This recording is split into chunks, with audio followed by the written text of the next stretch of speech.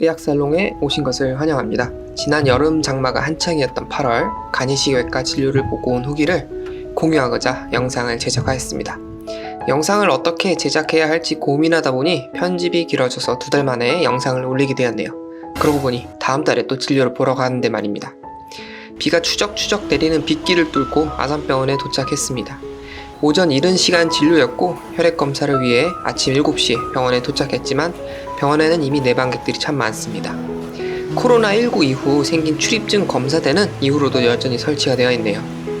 오전 외래 진료를 위해 혈액검사를 하시는 분들이 참 많습니다.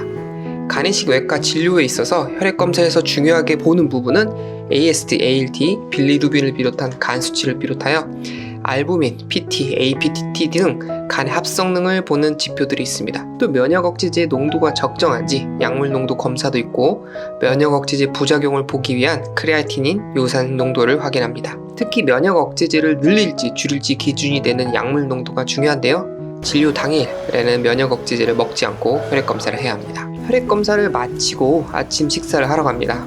아산병원의 식당들은 나름 맛집입니다. 특히 장례식장 옆에 있는 가람의 경우 단품 식사들이 참 좋은데요. 그 중에서도 블랙 뚝배기를 좋아해서 오늘처럼 비가 오는 날에는 달큰하고 따뜻한 국물이 좋습니다. 식사에 맞춰 면역 억제제와 다른 약들을 복용하고 이제 진료 시간까지 기다려야 합니다. 저는 이제 간식 3년 4개월 차고 오전에는 타크레오베 2.5mg, 마이랩트 250mg을 먹고 오후에도 똑같이 복용을 하고 있습니다. 예전에는 의사 선생님을 보기 전까지는 혈액검사 결과를 알 수가 없어서 애타는 마음으로 기다리는 환자분들이 많았겠지만 현재는 병원 어플을 통해서 실시간으로 결과 나오는 것을 볼 수 있습니다. 저도 기다리는 동안 혈액검사 수치를 확인하게 되는데요.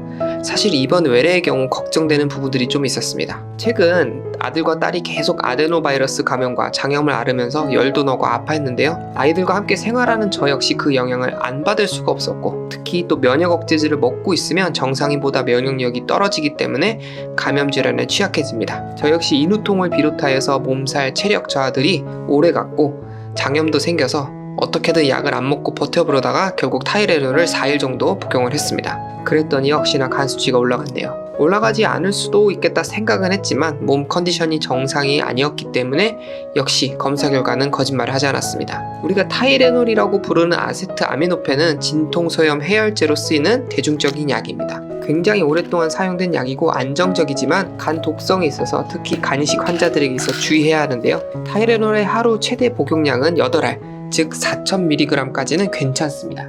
보통 우리가 하루에 타이레놀을 8알까지 복용하시는 한국인은 별로 없을 텐데요. 미국처럼 의료 접근성이 떨어지고 의료비가 비싼 나라에서는 통증이나 해열을 위해 타이레놀을 과다 복용하는 사례가 종종 있습니다. 마치 만병통치약처럼 먹기 때문에 간 독성, 부작용도 종종 보고가 됩니다. 저 같은 경우 아침 저녁으로 한 알씩만 한 4일 정도 복용을 했는데요. 간 수치가 일시적으로 올라갔습니다. 진료 시간이 되어 진료실에서 교수님을 뵀습니다. 간 수치가 조금 올랐네요. 의심되는 게 있을까요?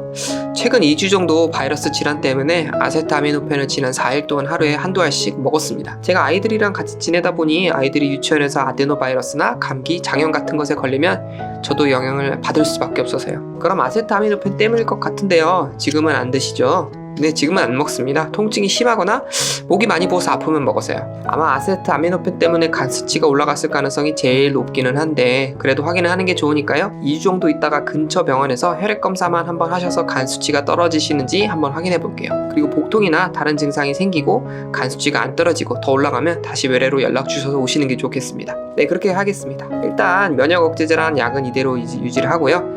만약 2주 정도 후에 혈액검사 하시고 이상 없으시면 그냥 3개월째 약대로 오시면 됩니다. 제가 의사인 걸 알고 계시기 때문에 간 수치 상승에 대해서는 확인할 부분만 확인하고 진료는 빨리 끝났습니다. 하지만 간이식 수혜자나 가족분들 중에서 잘 지내시다가 갑자기 간 수치가 올라가는 경우 많이 당황하실 수 있을 텐데요. 우선 그럴 경우는 평상시와 다른 점은 없었는지 확인하시는 게 필요합니다. 저처럼 감기 몸살로 인해 타이레놀을 먹었다면 가장 중요한 변화가 됩니다. 그 외에 최근 식사가 달라졌는지, 약 복용 방법은 바뀌지 않았는지, 혹은 다른 건강 보조식품을 먹기 시작했는지, 혹은 술을 마시지는 않았는지 등등을 살펴봐야 됩니다. 그에 따라 추가적인 검사나 정밀 검사가 더 필요할 수 있습니다. 결국 환자 스스로 그리고 보호자가 옆에서 같이 수혜자의 생활에 변화가 생기지는 않았는지 잘 챙길 수밖에 없습니다. 환자가 주는 정보가 의사에게 굉장히 중요한 단서가 되기 때문이지요. 우선은 진료 처방대로 타이레놀을 감기 몸살 증상이 없으니 먹지 않고 운동이나 다른 무리한 활동을 하지 않고 일주일 정도 충분히 휴식했습니다. 일주일 후 다시 재검해보니 간 수치는 모두 정상으로 돌아왔는데요. 타이레놀과 감기 몸살 때문에 생긴 일시적인 간 수치 상승이었던 것을 확인할 수 있었고, 이후로는 혹시 다른 몸의 증상이 있는지 살펴보았지만 다행히 아무 문제는 없었습니다. 간 이식 수술 후 지내다 보면 늘 안정적으로 지내기는 쉽지가 않습니다. 일상생활을 하고 또 사회생활을 하다 보면 다른 감염에 노출될 수 있고 또 무리할 수 있습니다. 그래서 정기적인 외래 검진이 필요하고, 검진 시 수치에 변화가 있다면 면역 억제제를 조정하거나 다른 검사를 해서 우리가 걱정하는 만성 거부 반응이 생기지는 않는지, 혹은 간 이식을 받게 된 원인 질환, 예를 들어 간암이나 자가 면역 질환이 재발한 것은 아닌지 늘 유의하며 살펴봐야겠습니다. 여러분의 건강한 간 이식 생활을 응원하며 다음 영상에서 또 만나겠습니다. 감사합니다.